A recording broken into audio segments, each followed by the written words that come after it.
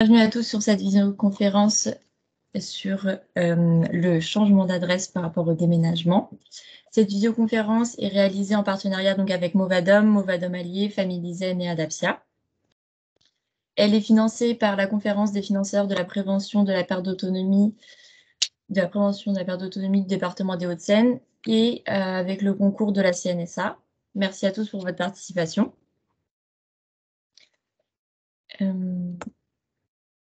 Donc, je suis Léa Sonnet d'Adapsia. Adapsia, c'est un réseau national d'ergothérapeutes qui intervient à domicile chez les personnes pour des évaluations du domicile et pour les aider à aménager leur logement. Vous pouvez vous inscrire aux prochaines visioconférences via le lien movadom.eventbrite.com. Donc, il y en a à peu près toutes les semaines, comme vous le savez, sur différents thèmes qui sont organisés par Movadom. Donc, je serai votre hôte pour cette vidéoconférence et elle est animée par Estelle Guilherme du Café Zen, à qui je vais laisser la présentation, prendre la main sur la présentation. Si jamais vous avez des questions, n'hésitez pas à les poser dans la conversation, comme ça a été expliqué sur le petit tutoriel, parce que vous avez dû voir votre micro, il est coupé. Et du coup, sur la conversation, on pourra répondre ensuite à vos questions ou pendant l'intervention, comment ça s'organise. Et donc, Estelle, je vous laisse prendre la parole et prendre le contrôle sur la présentation. Eh bien, bonjour à tous. Merci beaucoup, Léa, pour cette présentation. Merci à tous nos partenaires et merci à vous tous d'être là aujourd'hui, connectés pour eh bien, parler du déménagement. Nous sommes fin mai et nous attaquons la belle période de déménagement. Donc voilà, c'est vraiment en ce moment que les gens se préparent à déménager. En général, la forte période de déménagement, c'est en juillet-août. Donc voilà, on est au taquet. Alors moi, je suis Estelle, donc Estelle Guilherme. Certains d'entre vous, je vois que je reconnais dans le fil de la conversation des personnes qui ont l'habitude de se connecter. Donc, je suis ravie de cette fidélité et puis j'accueille les nouveaux. Donc, j'ai monté ma société d'assistance administrative il y a maintenant 10 ans. Ma société s'appelle Family Zen. Et puis, depuis 1 an et demi, j'ai créé un café administratif qui s'appelle le Café Zen, donc qui est à Paris, rue Poissonnière, où je peux vous accueillir. En ce moment, en terrasse. En plus, aujourd'hui, il fait beau. Et puis, à partir du 9 juin, je pourrai vous accueillir à l'intérieur. Donc, un café administratif, c'est quoi? Eh bien, c'est un endroit où on peut déposer ses papiers administratifs pour les faire traiter par des professionnels, où on peut travailler ses papiers administratifs soi-même avec un coach, par exemple. Donc, ça se réserve. Ou bien, tout simplement, vous pouvez venir petit déjeuner, siroter un petit jus que je vous ferai avec grand plaisir. Voilà. Donc aujourd'hui, nous sommes sur les formalités administratives liées au déménagement, puisque notre particularité ou notre expertise, ce sont les formalités administratives dans toute leur panoplie. Donc, nous allons aborder ce thème le plus largement possible, sachant que nous avons 1 heure devant nous. Voilà. Et je voudrais aussi préciser le fait que, bien évidemment, comme je ne vous connais pas, je ne sais pas quel est votre degré de préparation vis-à-vis du déménagement. Donc, certains d'entre vous sont déjà assez à l'aise et viennent juste vérifier des petits points. D'autres, eh bien, ont un déménagement à faire ou doivent déménager une personne de leur entourage. Et dans ces cas-là, eh bien, vous allez peut-être avoir plein de choses à apprendre aujourd'hui. En tous les cas, c'est une conférence qui se veut informative et non pas spécifique sur les points qui pourraient vous concerner personnellement. Donc, si tel est le cas, je vous invite à poser vos questions dans le fil de la conversation. Et normalement, nous avons Frédéric. Je n'ai pas vu Frédéric connecté. Est-ce que tu es là, Frédéric? Donc, j'ai dans mon équipe Frédéric Lemaire, qui est assistante administrative depuis de longues années au sein de Family Zen. Et voilà, elle est là, Frédéric, elle vous dit bonjour. Et donc, elle répondra à toutes vos questions concernant le déménagement, les formalités administratives du déménagement. Donc, n'hésitez pas à poser vos questions et Frédéric pourra vous répondre parce que je pourrais, moi, difficilement faire ma présentation et lire en même temps vos questions.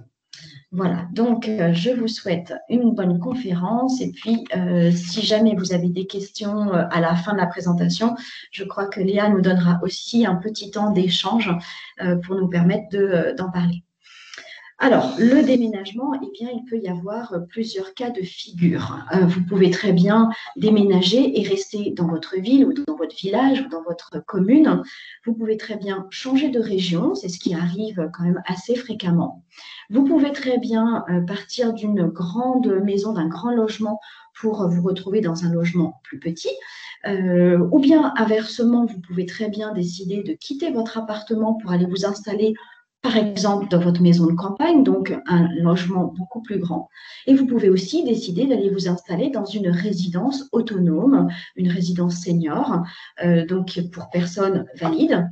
Et puis, dernier cas de figure, vous pouvez, alors là, personnellement, je pense que ça ne vous concerne pas parce que quand on arrive à aller en EHPAD, c'est qu'on est normalement, on a un besoin médicalisé. Donc, vous pouvez très bien, dans le cas de figure, de devoir installer un de vos proches dans un EHPAD. Voilà. Alors, à chaque situation, ses spécificités, ses particularités, tant en termes d'organisation que de démarche administrative. D'accord? Donc là, on ne va pas rentrer dans chaque cas. Je vais vous faire plutôt un déménagement généralisé, mais ça va vous permettre de vous donner des éléments, des questionnements pour savoir si vous avez bien fait les choses en ordre, si vous n'avez rien oublié pour faire ce déménagement. Alors, il faut savoir que le déménagement, c'est l'un des traumatismes les plus importants dans une vie, avec le décès et le divorce. Ça génère effectivement de multiples émotions. Alors, ça peut être des émotions, c'est des émotions contrastées. Hein. Ça peut être la peine, la nostalgie de quitter un lieu qui a été chargé de souvenirs, mais ça peut aussi générer des émotions pétillantes pour l'attrait d'une nouvelle vie. Voilà, une nouvelle vie qui s'offre à vous. Donc, c'est un projet de vie, c'est très important. Mais en fait, ces bouleversements peuvent être source de stress et c'est tout à fait normal.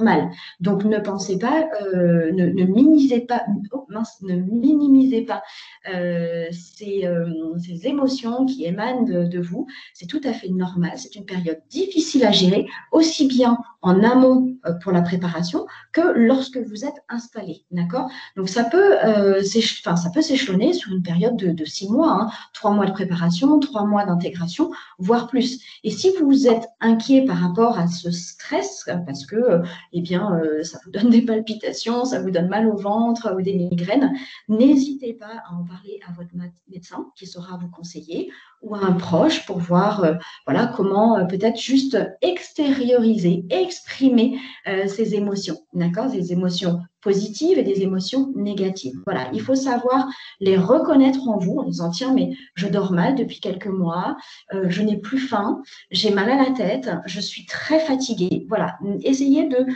détecter en vous des émotions qui ne sont pas habituelles dans votre comportement et peut-être qu'effectivement c'est lié à un déménagement, enfin à ce déménagement qui approche.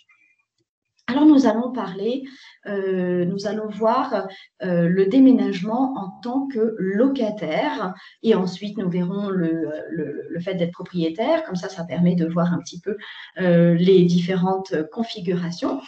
Eh bien, si vous quittez votre logement alors que vous êtes locataire, que ce soit un logement social ou un logement dans le secteur privé, il faut tout d'abord donner congé à son propriétaire, d'accord?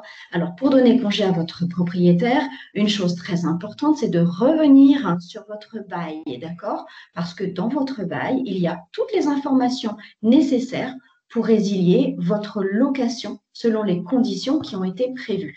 Alors, vous allez me dire, le bail, mais ça fait tellement d'années que j'habite dans ce logement que je ne sais plus où j'ai mis mon bail. Eh bien, vous demandez soit à votre agent immobilier. Alors déjà, vous allez vous avez certainement fait du tri dans vos affaires, donc peut-être que vous allez devoir aller le rechercher avant même d'aller chercher à l'extérieur, chercher dans vos placards. Il est peut-être très, très bien rangé. Et si vous ne le trouvez pas, eh bien, demandez à l'agent immobilier qui gère votre bien. Et si c'est un particulier, il faut absolument demander au propriétaire de vous faire une copie. Vous lui dites, voilà, j'ai égaré mon bail. Est-ce que vous auriez la gentillesse de m'envoyer une copie? Voilà, donc une fois que vous avez ce bail et que vous avez bien lu les conditions de préavis qui sont indiquées dans ce document, eh bien, vous allez adresser une lettre de congé au propriétaire. Alors, vous avez 3 possibilités de le faire. Une lettre commandée avec accusé de réception. Ça, c'est quand même assez formel, mais pardon, c'est assez formel, mais c'est le moyen plutôt normal et régulier de le faire. Vous pouvez également le faire par acte d'huissier. Ben là, ça vous coûtera un petit peu plus de sous. Et si vous vous entendez très bien avec votre propriétaire, vous pouvez le faire avec une remise en main propre. Mais attention, une remise à main propre contre émargement, c'est-à-dire signature, ou un récépissé qui note bien avec la signature de votre propriétaire et la date qu'il a pris connaissance de votre lettre. Après avoir donné votre lettre de congé au propriétaire, vous n'avez plus le droit de revenir sur votre décision. Il n'y a que votre propriétaire qui peut vous dire qu'il revient sur votre décision ou qu'il accepte que vous reveniez sur votre décision. Mais un courrier disant que vous annulez votre congé n'est pas valable. Alors, j'ai une main qui se lève. Monsieur ou Madame Mons, vous pouvez poser votre question dans le fil de la conversation pour que Frédéric puisse vous répondre. Voilà. Alors, du coup, j'ai un peu… voilà. Excusez-moi, je suis allée trop vite, j'ai cliqué trop rapidement, pardon. Voilà, nous étions là. Voilà. Alors, un congé par voie électronique n'est pas reconnu par la loi, d'accord? Il n'aura aucune valeur juridique, donc ça ne sert à rien d'envoyer un courrier, un mail à votre propriétaire pour lui dire que vous donnez congé. Ça ne servira à rien, ce n'est pas correct. Donc, du coup, voilà, vous avez ces 3 modes, lettre commandée, acte d'huissier, remise en main propre, contre-signature. Et si vous ne savez pas quoi mettre dans votre lettre, je vous ai mis tout en bas de la présentation un petit lien pour aller chercher des modèles de lettres, pour donner votre congé. Voilà, c'est pas très compliqué. Il suffit pas de faire énormément de palabres, mais vous trouverez ces modèles de courrier sur ce site. Alors, si vous êtes propriétaire, comment faire pour vendre votre bien? C'est un petit peu plus compliqué, c'est un petit peu plus long. Je vous ai mis le détail en 4 parties. Déjà, vous avez 2 possibilités. Soit vous le vendez de particulier à particulier, je ne parle pas du magazine, mais vraiment vous en tant que propriétaire vers un autre particulier, soit vous le vendez à travers une agence immobilière. Alors, la vente en particulier va vous permettre d'éviter des frais d'agence qui sont quand même assez conséquents, qui sont supportés soit par le vendeur, soit par l'acquéreur, mais voilà, ça a quand même un coût. Et puis, donc ça, c'est un avantage. L'inconvénient, je dirais que vous êtes en prise directe avec le futur propriétaire ou la personne qui se porte intéressée par votre bien. Et du coup, vous êtes ouvertement, vous êtes dans l'émotion directe avec cette personne. Et imaginez que vous tombez sur une personne qui souhaite abattre des cloisons, qui souhaite couper un arbre, qui souhaite complètement transformer votre bien, alors que vous y avez vécu pendant 20 à 30 ans et que vous avez justement adoré cet arbre et que pour vous, là, cette paroi entre 2 espaces était très importante parce que vous l'avez fait dans une situation bien précise, en fait, ça peut vous blesser. Donc, en fait, ça peut être compliqué de gérer ces émotions, ça peut être difficile à supporter.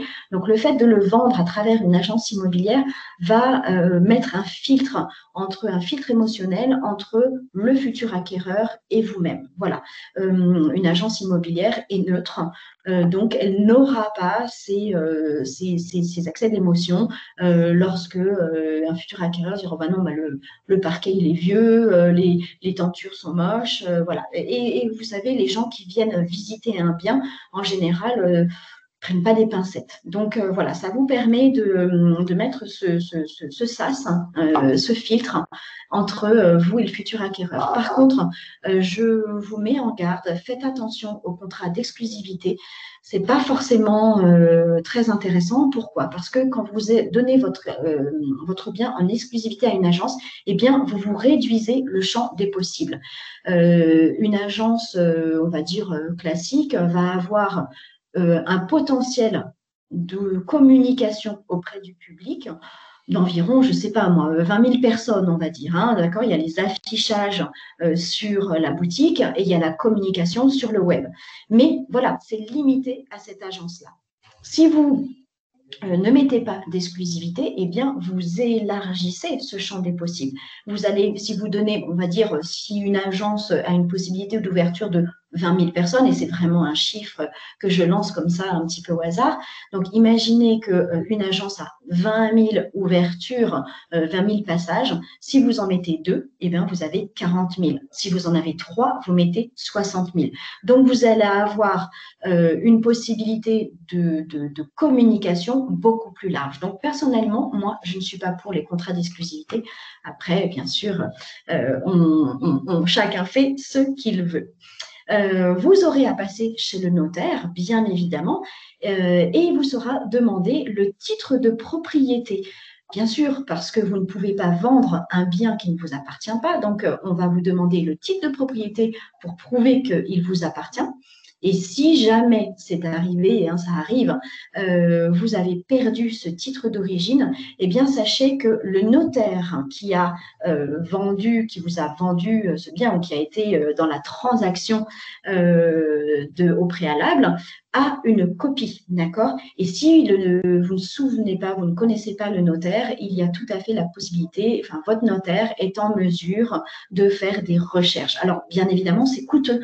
Voilà, ça coûte de l'argent de faire rééditer un titre de propriété, de rechercher le notaire d'origine. Donc, faites bien attention et allez d'abord chercher dans vos placards avant de demander au notaire une copie. Une fois que vous avez décidé de vendre votre bien, vous transférez vos dossiers du bien, de votre bien, au nouvel acquéreur. Et là, à partir du moment où vous avez transféré ces dossiers, eh bien, le bien ne vous appartient plus. Hein, c'est très important. Vous ne pouvez plus abattre vous-même une cloison ou changer la salle de bain. C'est fini. Ce n'est plus possible. Et puis, vous allez remettre à l'acheteur tout un dossier que le notaire va vous lister. Alors, ça va être par exemple les PV d'AG, très important, la facture des travaux qui ont été effectués dans l'appartement ou dans la maison, les factures d'entretien, de la chaudière, de la cheminée, voilà. Donc ça, c'est très important de les garder et c'est très important donc d'avoir bien fait l'entretien annuel des différents éléments dans votre logement.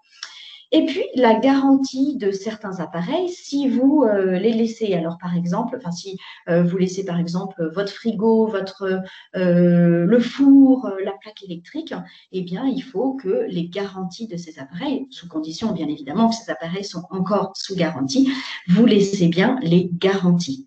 Par contre, vous n'avez pas besoin de laisser tout ce qui est papier personnel du logement, par exemple le contrat d'assurance habitation, les factures d'EDF ou les contrats d'EDF, les taxes d'habitation, parce que eh bien, tout ça, c'est personnel et le nouveau propriétaire va remettre en place tous ces contrats. Donc, vous n'avez pas du tout besoin, vous les emportez et vous les gardez 2 ans, d'accord? 2 ans parce que ça va permettre aux impôts, si jamais ou une autre administration, si jamais il y a un petit souci ou il y a une vérification, vous les gardez bien 2 ans pour pouvoir prouver que tout a été fait comme il fallait. Et puis au-delà de 2 ans, hop, poubelle. Ça, vous l'avez vu ou vous le verrez dans des conférences liées au tri des papiers. Alors, slide suivante. Voilà, donc vous savez que vous voulez vendre votre bien, tout est mis en place, c'est très important. Avant même de contacter différentes sociétés de déménagement, et vous prendrez soin, entre guillemets, de contacter plusieurs sociétés de déménagement pour les faire des devis, eh bien, il va falloir définir précisément ce que vous allez emporter. Pourquoi? Parce qu'en fait, plus vous déménagerez de meubles et d'affaires, plus ça vous coûtera cher, d'accord? Parce que si vous ne faites pas de tri et que vous emportez tout ce qu'il y a dans votre logement, alors que vous allez avoir un logement beaucoup plus petit, eh bien, non seulement vous allez payer plus cher le déménagement, mais en plus, une fois arrivé dans votre nouvel appartement, vous allez devoir faire un tri que vous auriez pu faire avant et donc du coup rester dans des cartons pendant plusieurs semaines et plusieurs mois. Donc vraiment, c'est très important. Le maître mot du déménagement, c'est trier, trier, trier. Voilà. Donc vous allez faire un tri. C'est une étape qui peut être très compliquée. On l'a vu dans une des conférences sur le tri. Et puis je crois que j'ai vu Evelyne qui avait fait un petit commentaire en début de conférence qui dit qu'elle est en plein tri et que émotionnellement c'est vraiment c'est compliqué. Ben oui, un tri c'est chargé d'émotions. On va farfouiller dans les souvenirs, c'est vraiment pas simple. Mais voilà, c'est très très important de trier. C'est indispensable et du coup, n'hésitez pas à demander de l'aide à un voisin, à un petit enfant ou à un de vos enfants, à des proches.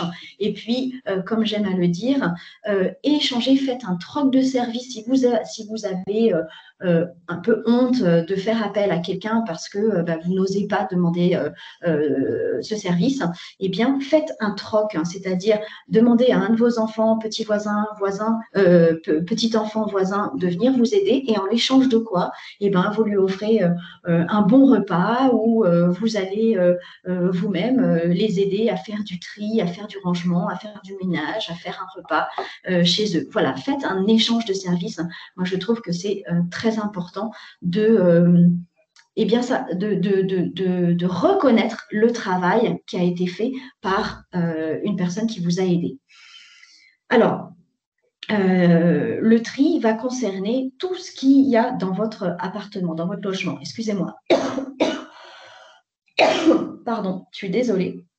Donc, aussi bien les meubles que les objets de décoration. Donc, n'oubliez pas les tableaux, vos lampadaires, le matériel de bricolage, vos vêtements, les livres, les CD, les appareils domestiques et les papiers administratifs. Alors, tout ça, eh bien oui, ça se trie. Et qu'est-ce qu'on fait une fois qu'on a trié? Eh bien, on donne, on vend, on jette. D'accord? Alors, vous pouvez donner d'abord à vos enfants, petits-enfants, à vos proches, à vos voisins, à vos amis, et puis il y a des associations caritatives, d'accord? Il y a beaucoup de façons de donner. Moi, personnellement, je mets devant chez moi, donc j'ai une porte de jardin devant chez moi, je mets ce que j'ai à donner parce que une fois que j'ai donné à mes enfants et à des amis, il me reste des choses. Je n'aime pas vendre, voilà, c'est pas mon truc, donc je donne et donc je mets devant chez moi avec une étiquette. Servez-vous, voilà, et les gens se servent. C'est arrivé pour des vieux vélos, voilà, je ne suis pas bricoleuse, donc j'ai mis une étiquette sur un vieux vélo, servez-vous. Le vélo, il est parti en l'espace d'une heure. Donc, vous pouvez faire ça aussi, donner. Si vous aimez vendre, eh bien, vous pouvez vendre à des antiquaires, des brocanteurs, des sites en ligne comme Le Bon Coin, des vide-greniers, des brocantes. Mais ça demande un travail un petit peu plus important. Il faut faire des photos de chaque élément, définir un prix. Il faut pouvoir aller sur des sites en ligne et savoir le faire. Donc, voilà, c'est un travail qui est un petit peu chronophage, mais par contre, ça met du beurre dans les épinards. Donc, ça peut être aussi intéressant. Voilà, chacun sa façon de faire. C'est très important de ne pas se mettre des objectifs qu'on ne peut pas atteindre parce que du coup, après, on est frustré et on est contrarié de ne pas avoir atteint son objectif. Donc, mettez-vous des objectifs à votre niveau. Si vous pensez que c'est trop compliqué pour vous de vendre dans des sites en ligne, peut-être que vous pouvez demander à vos enfants, si ça les intéresse, de faire une brocante cet été. Voilà, demandez à vos petits-enfants de venir remplir des caisses en plastique pour faire cette brocante.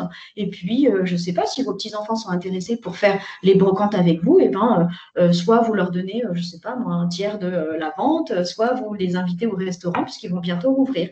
Voilà, trouvez des petites choses qui vont vous faciliter la vie. Et puis enfin, il faut jeter. Alors, vous allez pouvoir jeter en déchetterie, si c'est des quantités astronomiques. Vous allez pouvoir aussi vendre par le biais des services de la mairie. Et n'oubliez pas, c'est gratuit, les services de la mairie. Alors, je me rends compte que je voulais vous donner, et puis j'ai oublié le site en ligne de la mairie. Mais bon, bah, vous tapez service de la mairie déchetterie et vous trouverez, hein, mais c'est où vous appelez la mairie. Voilà, c'est vraiment un service gratuit. Vous mettez devant chez vous avec un numéro que va vous donner la mairie et ils vous donneront un jour et une heure de passage de façon à pouvoir vous libérer de ces encombrants.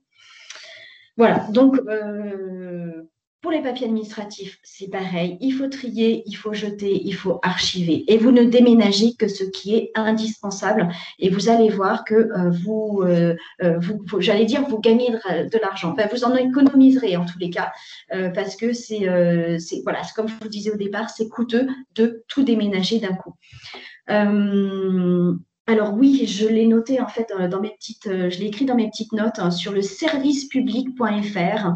Peut-être Frédéric, tu peux mettre sur le fil de la conversation le site de service-public.fr / particulier au pluriel / vos droits. Et là, il y a toutes les informations sur le déménagement, sur le tri. Voilà. Alors, je vous conseille de vous faire un rétro-planning. Voilà, merci, servicepublic.fr, c'est parfait. Alors, je vous conseille de faire un rétro-planning pour bien vous organiser sur ce déménagement. Un déménagement, ça ne se fait pas en 15 jours. Vraiment, ça se prépare. Déjà, le fait de vous préparer, psychologiquement, ça prend du temps, mais la phase active va prendre, moi j'aime bien dire, sur 3 mois. Donc, on va prendre le jour J. Donc, imaginez que vous avez votre date de vente, hein, de vente finale, ou votre date de déménagement dans le nouvel appartement. On va dire que vous devez déménager donc au 1er septembre. Eh bien, vous faites un rétro-planning sur 3 mois. Et chaque mois, il y a des choses à faire. Alors, le 3 mois avant la date du déménagement, qu'est-ce que vous devez faire? Eh bien, vous démarrez cette phase de tri dont on vient parler, d'accord? C'est un tri qui va se faire sans aucun problème sur 3 mois. Et oui, parce que le tri, c'est long. Une fois que vous avez fait votre tri, eh bien, c'est là que vous allez faire appel à des déménageurs pour faire une évaluation du cubage. Le cubage, c'est quoi? C'est les mètres cubes dont vous allez avoir besoin, le cubage du camion, donc les mètres cubes dont vous allez, que le déménageur va estimer pour avoir la taille du camion. Alors, plus le cubage est important, plus le camion est grand et plus ça coûte cher. Voilà, donc c'est pour ça que je vous disais qu'il fallait trier auparavant. Je vous invite à faire 3 devis, d'accord? De faire appel à 3 déménageurs. Et vous allez voir que c'est très, très différent. Déjà, le service à l'accueil va être différent. Donc, pensez bien que la façon dont vous êtes reçu au téléphone, c'est peut-être aussi la façon dont vous allez être traité au niveau de ce déménagement, d'accord? Donc, il faut que le fit y passe entre le déménageur, entre la personne à l'accueil et vous. Donc, 3 devis parce que le service sera différent, le tarif sera différent et le contenu sera différent. Et oui, vous allez voir, certains vont vous dire qu'ils vont fournir les cartons, d'autres vont vous dire « Ah non, nous, on ne fournit pas les cartons ». Certains vont vous proposer d'emballer eux-mêmes. Certains ne le font pas.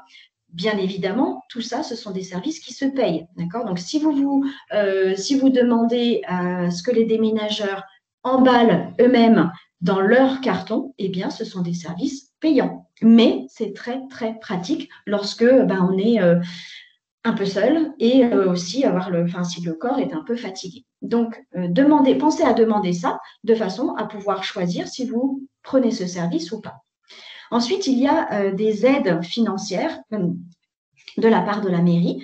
Donc, ça s'appelle le FSL. Et puis, encore une fois, sur servicepublic.fr, vous pouvez retrouver les différentes aides que vous propose la mairie. Alors, ensuite, à J-2 mois, eh bien, vous avez reçu ces 3 devis. Vous avez appelé plusieurs fois les déménageurs pour avoir des précisions parce que vous avez eu 3 devis, donc vous avez des éléments de comparaison. Du coup, vous pouvez leur demander pourquoi ci, pourquoi ça, pourquoi ils n'ont pas mis ci, pourquoi ils ont rajouté ça, pourquoi il y a une telle différence de prix. Mettez-les en concurrence, ça va leur permettre de se mettre à votre niveau. Donc, vous choisissez votre déménageur, vous signez votre devis avec le déménageur et vous allez organiser le débarras de votre logement. Donc, qu'est-ce qui est à vendre, qu'est-ce qui est à donner, qu'est-ce qui est à jeter, de façon à vous retrouver à J-1 mois, tout est bien clair et vous n'avez plus qu'à organiser les démarches administratives qui vont venir. Et oui, c'est long en fait de préparer, de faire les démarches administratives, ça prend du temps, c'est un gros travail. Et donc, il ne faut pas le minimiser. Alors, les démarches administratives, c'est quoi? Eh bien, c'est toutes les démarches auprès de l'eau, de l'électricité, du gaz, de la téléphonie, du transfert de courrier, les différents documents que vous allez devoir mettre à jour, les papiers d'identité, vous inscrire sur la liste électorale, vos dossiers de santé à transférer, les animaux domestiques si vous en avez. Donc voilà, ça, c'est des choses qui prennent du temps et qu'on va détailler maintenant de façon à ce que tout soit bien clair. Alors, on va commencer par l'eau, l'électricité, le gaz. Donc, vous allez contacter vos fournisseurs pour les informer du jour de votre déménagement. Donc, ça, j'ai bien précisé, c'est à J-1 mois. Voilà, donc à J-1 mois, vous contactez ces fournisseurs et vous leur demandez la résiliation du contrat à la date du départ. Attention, précisez bien la date du départ, d'accord, de façon à ce qu'ils ne vous coupent pas l'électricité le jour de votre appel. Voilà, vous demandez donc cette résiliation et puis vous leur demandez, parce qu'ils n'y pensent pas toujours, vous leur demandez toutes les informations pratiques qui sont en général données par le conseiller au téléphone à partir du moment où vous les demandez. Certains sont bien rodés et vous les donneront, mais c'est important de leur dire est-ce qu'il y a des informations pratiques à me transmettre de façon à bien vous préparer. Donc, pensez à prendre un papier et un crayon au moment où vous téléphonez à votre fournisseur en eau et en électricité. Alors, un rendez-vous de résiliation peut être éventuellement fixé avec votre fournisseur et ça, c'est sans aucun frais. Ce n'est pas systématique, mais pensez à demander à votre fournisseur s'ils ont besoin de se déplacer. En fait, ce dont il a besoin, c'est d'avoir le relevé des indices de consommation. D'accord? Donc, il va en général vous dire, si vous déménagez le 1er septembre, soit ils viennent la veille, soit ils viennent le jour même, d'accord? Donc, soit le 31 août, soit le 1er septembre. Donc, ça, c'est à voir avec eux. Donc, si c'est vous qui relevez ces indices au moment du départ, et donc, c'est ce qui va permettre d'établir la facture finale, la facture de résiliation, ou bien est-ce que c'est eux qui vont se déplacer, d'accord? Donc, c'est très important que ces indices soient transmis, communiqués à vos fournisseurs. La facture, alors ça aussi, il faut le demander, la facture de résiliation, est-ce qu'elle va vous être envoyée par courrier ou est-ce qu'elle vous est envoyée par votre espace client qui est en ligne? Il faut bien leur demander parce que si vous n'êtes pas du tout habitué à avoir un espace client, et ça, on a une conférence aussi là-dessus, Léa ou Gwendoline vous en parlera peut-être tout à l'heure. On va avoir une présentation sur tout ce qui concerne les espaces clients. Donc, si vous n'êtes pas du tout à l'aise avec votre espace en ligne, dites bien à vos fournisseurs de vous l'envoyer par courrier et de donner votre nouvelle adresse. Voilà. Alors, faites bien attention parce que si vous ne résiliez pas votre contrat, merci beaucoup Maëlle, si vous ne résiliez pas votre contrat, eh bien, vous serez redevable du paiement de l'abonnement et des consommations d'énergie sur toute la période comprise entre votre départ et l'arrivée du nouvel occupant. D'accord? Donc, faites bien attention à ne pas oublier ces résiliations. Et puis, 15 jours avant d'emménager dans votre nouveau logement, vous prenez contact avec les fournisseurs de votre choix. Hein. Vous pouvez prendre le même que celui que vous quittez. Vous pouvez en prendre un autre, c'est vous qui décidez, pour prévenir de la date d'entrée dans votre nouveau lieu, d'accord, dans les nouveaux lieux. Ça peut être l'occasion, en fait, de faire un comparatif avec un concurrent. Ça peut être l'occasion de changer de fournisseur et de les mettre en concurrence. Tout comme vous l'avez fait avec votre déménageur, vous pouvez très bien mettre en concurrence les fournisseurs d'électricité, d'eau et de gaz. Voilà, donc c'est une procédure qui est facile, rapide. Vous avez le numéro de téléphone de votre fournisseur sur vos factures. Vous avez vos numéros de clients sur vos factures également. Donc, pensez bien, avant de les appeler, de sortir votre dernière facture. Alors, je change de slide. Voilà. Et excusez-moi, je bois un petit peu pour pouvoir continuer à parler. Alors, sur la téléphonie, eh bien, ça va être pareil. Vous allez contacter vos opérateurs pour les prévenir de votre déménagement et leur transmettre votre nouvelle adresse. Vous leur donnez bien la date du déménagement de façon comme précédemment, à ce qu'ils ne mettent pas la date de déménagement du jour de votre appel. Et puis, vous vous informez sur l'accès Internet dans votre nouveau logement. Peut-être que si vous allez dans une résidence senior autonome, l'Internet est fourni. En général, c'est fourni. Si vous allez dans un meublé, dans le secteur privé, dans un meublé, bien souvent, l'accès Internet est également fourni. Donc, pensez bien à vous renseigner. Si vous partez dans votre maison de campagne, peut-être que vous l'avez déjà installé.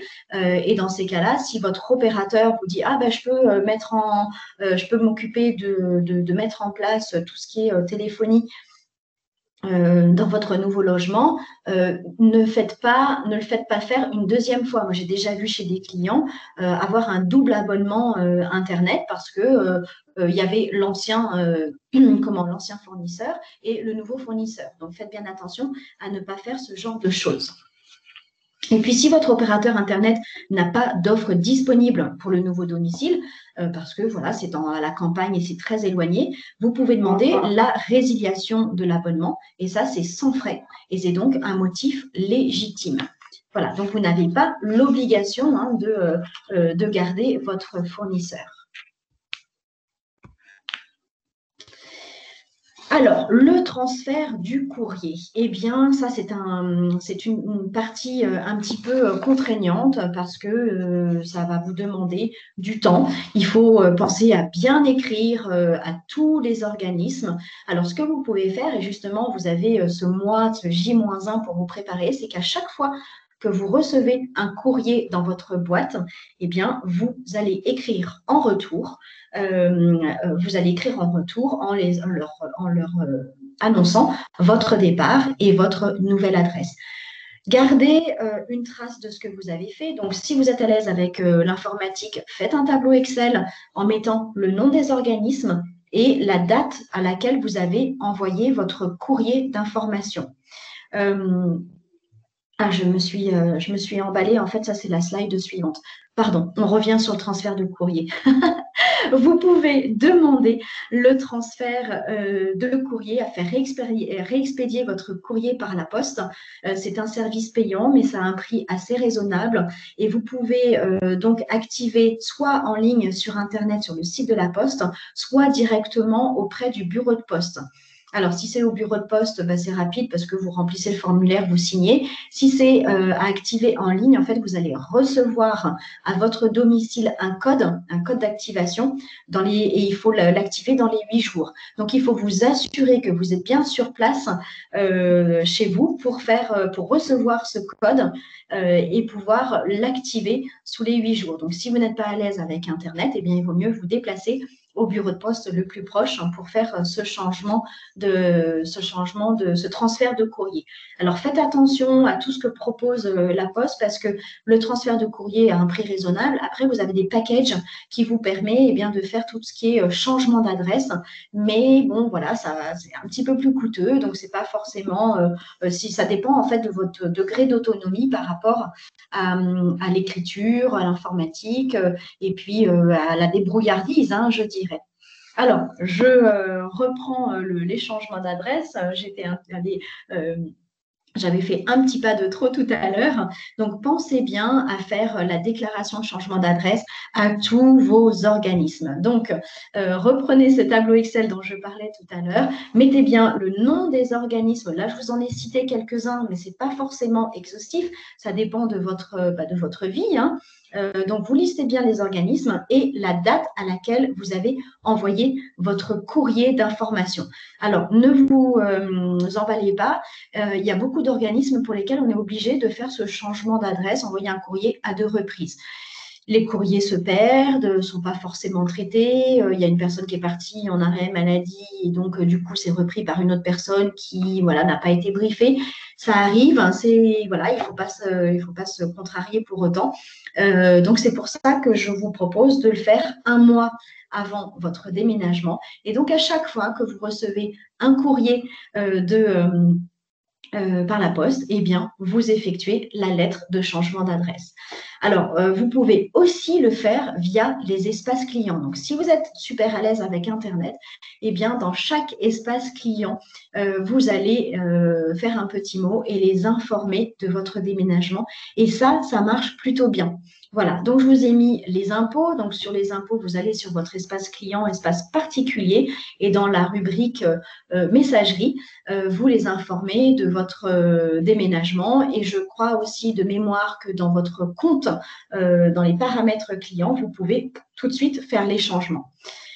N'oubliez pas vos différentes caisses de retraite, peut-être que vous en avez plusieurs, les différentes banques dans lesquelles vous avez des comptes, les différentes assurances, assurance habitation, assurance voiture, les mutuelles si vous en avez, la sécurité sociale. La sécurité sociale sur Internet, ça marche très très bien.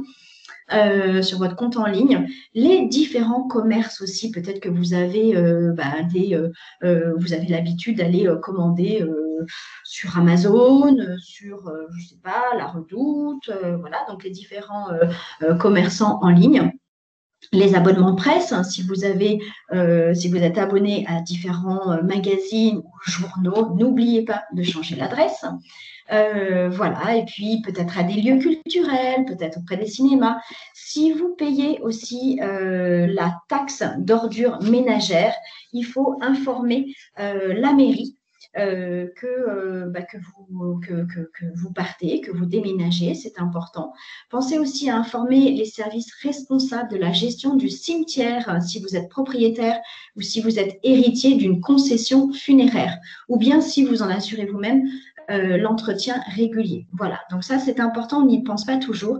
Et puis, on ne sait jamais, si vous êtes porteur d'une arme ou si vous êtes en possession d'une arme et que vous changez de département, il faut absolument faire la déclaration à la préfecture de votre nouveau domicile. Si vous ne faites pas cette démarche, vous devenez hors la loi.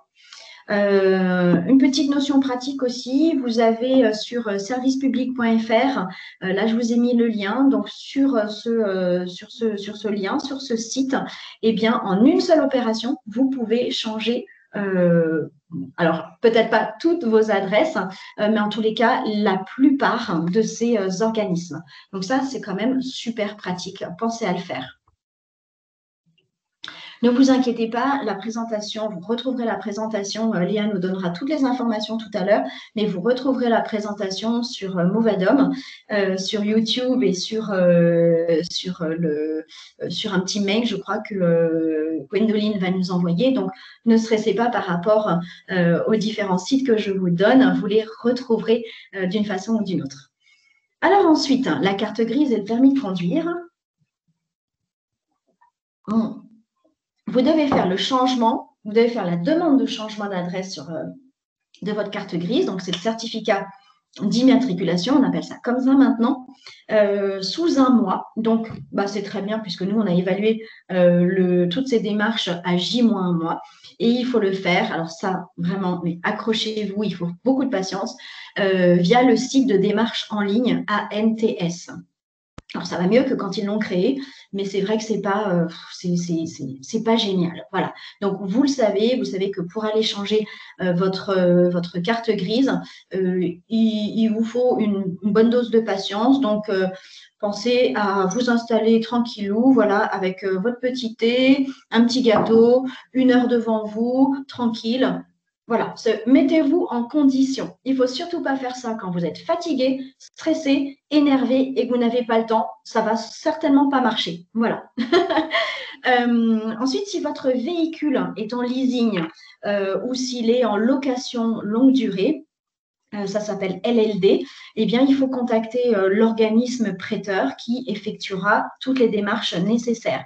Donc, ça, c'est très important. Hein. Faites la différence entre le leasing et la propriété propre, j'allais dire. Ben oui, donc, si ce véhicule, il est loué, eh bien, vous pouvez très bien être en LLD en étant particulier. Hein. Ce ne sont pas que les entreprises qui font des leasings. Donc, c'est bien l'organisme prêteur qui effectuera ces recherches pour changer le certificat d'immatriculation. Voilà. Le changement n'est pas obligatoire sur le permis de conduire. Donc, vous pouvez l'effectuer, regarder si vous en avez envie, mais ce n'est pas du tout obligatoire. Alors ensuite, eh bien, qu'avons-nous d'autre comme documents à changer?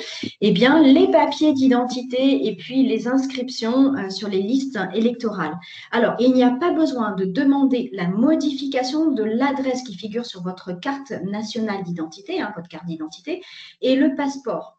Si vous voulez, par contre, que votre nouvelle adresse y figure, eh bien, il va falloir faire la demande carrément, ce n'est pas la demande de changement d'adresse, c'est une demande de renouvellement de votre carte d'identité. Et ça sera gratuit si vous présentez l'ancienne carte.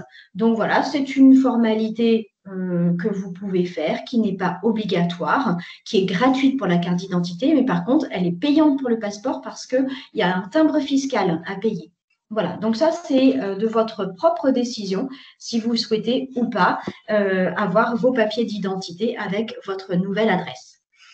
Concernant les listes électorales, eh bien, il faudra s'inscrire dans votre nouvelle mairie, votre mairie d'arrondissement. C'est une démarche qui peut se faire sur Internet, si vous êtes à l'aise. Ça peut se faire sur place ou par l'intermédiaire d'un représentant avec une procuration. D'accord? Donc, si vous ne sentez pas de vous déplacer, vous pouvez tout à fait déléguer avec une procuration. Je pense que sur place, en ce moment, avec le Covid, eh bien, il faut probablement, j'en suis sûre à 99%, il faut prendre rendez-vous. Il faut bien évidemment avoir un justificatif de domicile à votre nouvelle adresse et une pièce d'identité. Alors, le justificatif de domicile, eh bien, vous l'aurez par exemple, si vous n'avez pas encore de facture de votre nouveau logement, le bail peut servir de justificatif de domicile. Si vous êtes propriétaire, eh bien, l'acte de vente peut servir de justificatif de domicile puisque quand vous déménagez, vous n'avez pas tout de suite de facture au nouveau logement. Alors, la santé, eh bien, soit vous restez dans votre ville, vous déménagez dans votre ville, et dans ces cas-là, vous n'avez pas besoin de tout transférer, vous gardez votre médecin traitant, soit vous déménagez dans une autre ville et vous gardez aussi votre médecin traitant parce qu'il n'est pas trop loin, soit il est trop éloigné, et dans ces cas-là, il faut effectivement il faut déclarer un nouveau médecin traitant. Il faut prévenir votre CPAM et votre mutuelle de votre nouveau logement, mais ça, vous l'avez fait en amont puisque vous avez fait les changements d'adresse. Il faut penser à mettre sa carte vitale à jour. Et la carte vitale, elle sera à jour à partir du moment où vous avez envoyé cette information de déménagement à la sécurité sociale. Donc, si vous envoyez votre courrier aujourd'hui à la sécurité sociale, mettez pas votre carte vitale à jour demain, d'accord? Ça ne sera pas pris en compte. Donc, il faut prévoir le laps de temps, le délai pour que la CPAM puisse enregistrer, puisse valider votre dossier. Et une fois que ça c'est fait, eh bien, vous pourrez aller dans une pharmacie, mettre votre carte vitale à jour. Je pense que c'est aussi intéressant de trouver un laboratoire d'analyse à proximité et puis également peut-être un kiné, une infirmière. Alors, tout dépend du type de déménagement que vous allez faire, mais si vous déménagez dans une résidence autonome, il y a peut-être, ça peut être intéressant pour vous de trouver un kiné ou une infirmière qui se déplace à domicile. Si vous vous occupez du déménagement d'un proche en EHPAD, il va aussi falloir trouver donc ces professions médicales qui se déplacent. Peut-être également mettre en place une recherche d'auxiliaire de vie, donc ou d'une femme de ménage. Voilà, donc là on est vraiment sur l'aménagement du nouveau logement dans votre nouvelle ville. Et puis, pour finir, au niveau des démarches administratives, hein, si vous avez un mignon petit animal domestique, eh bien, il va falloir qu'il est tatoué ou pucé, il va falloir actualiser son dossier. Ça se fait dans le fichier national d'identification des carnivores domestiques. Le fichier national d'identification des carnivores domestiques, vous tapez sur Internet et vous allez le trouver. Et puis, surtout, n'oubliez pas de trouver un nouveau vétérinaire et de prévenir votre ancien vétérinaire que vous déménagez. Voilà. Donc ça, ce sont des petites choses auxquelles on ne pense pas souvent parce qu'on pense un petit peu au classique, mais finalement, votre animal domestique, il déménage avec vous. D'accord? Donc, n'oubliez pas de le répertorier aussi. Voilà. Alors, ces démarches donc de déménagement, ce sont des démarches administratives qui peuvent prendre énormément de temps.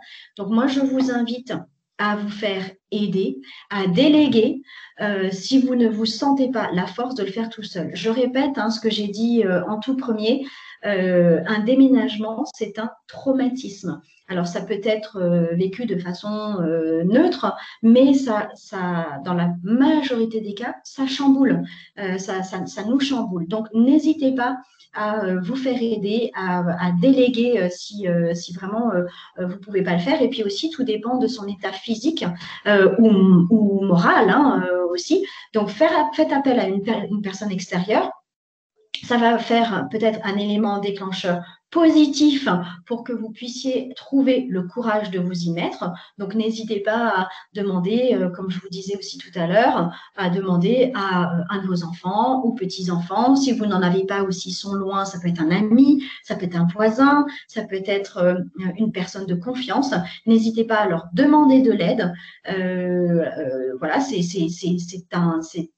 n'est pas une honte de ne pas pouvoir faire les choses soi-même. Donc, demandez de l'aide et proposez d'interchanger le service.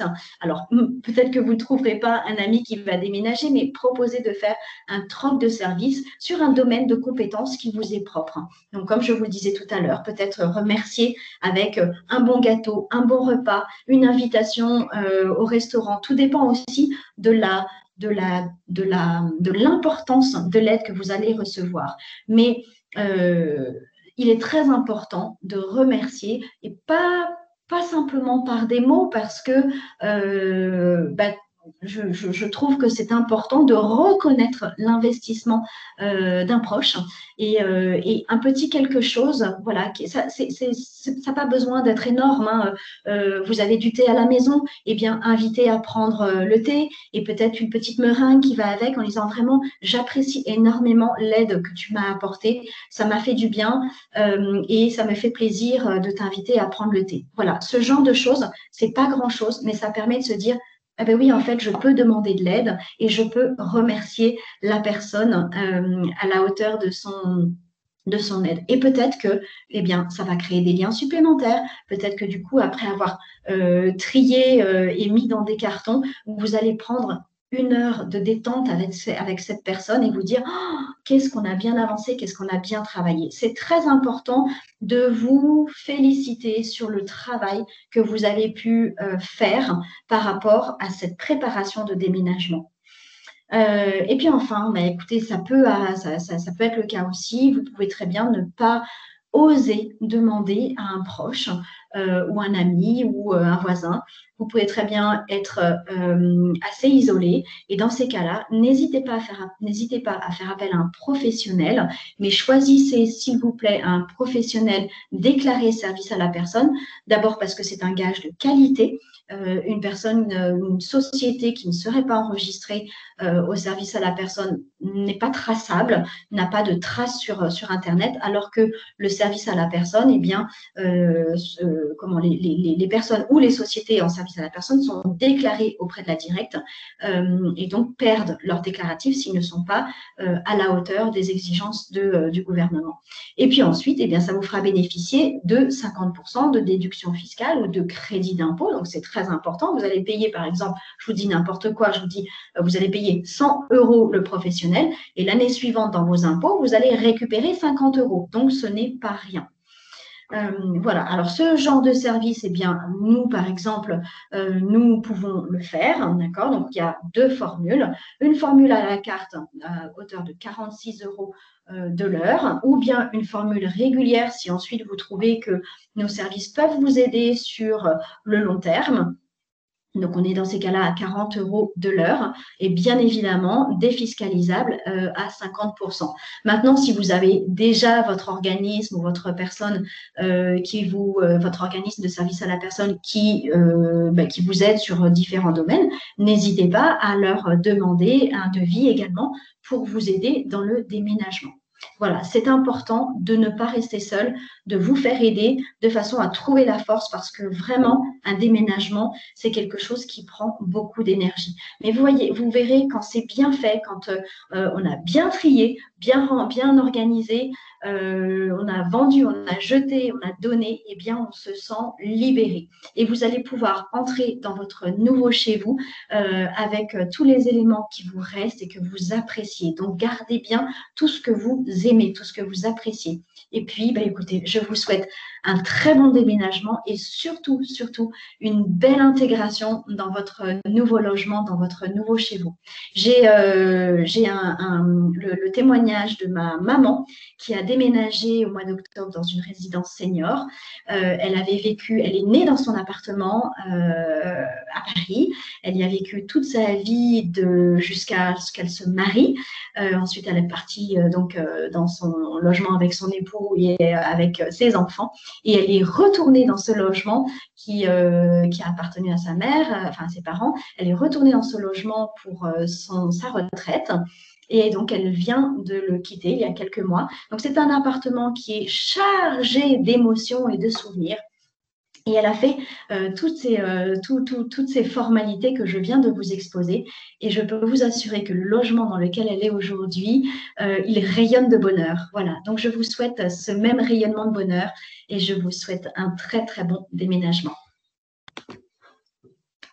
À toi, Léa, ou à toi, Gwendoline. Merci beaucoup en tout cas pour la présentation. Estelle, merci beaucoup. On a tous appris beaucoup, je pense. Je vais reprendre le contrôle de la présentation. Voilà.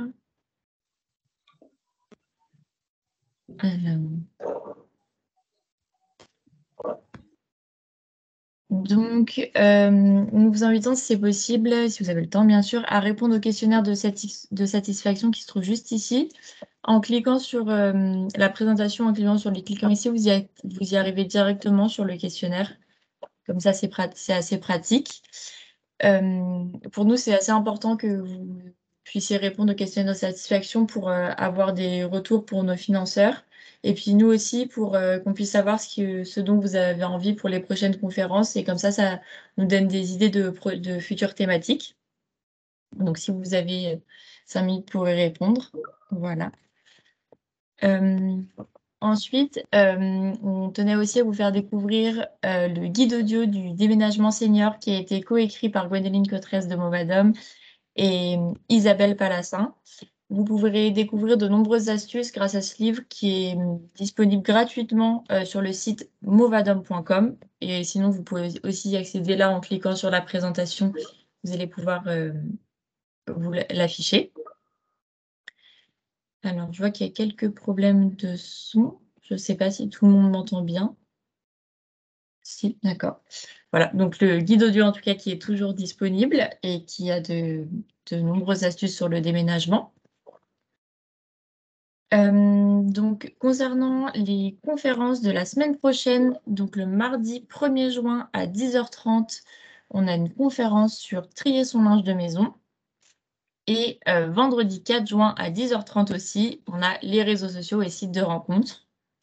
Donc, vous pouvez vous inscrire sur movadom.eventbrite.com. Donc, c'est pareil, si vous voulez vous inscrire directement, là, vous pouvez cliquer sur la présentation. Et les replays seront disponibles aussi sur la chaîne YouTube go.movadom.com replay. Voilà. Et sur la chaîne YouTube de Gwendoline Cotresse.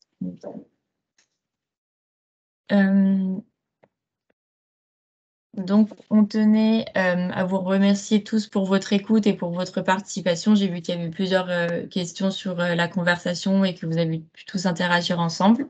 J'espère que tout le monde a eu ses réponses, surtout.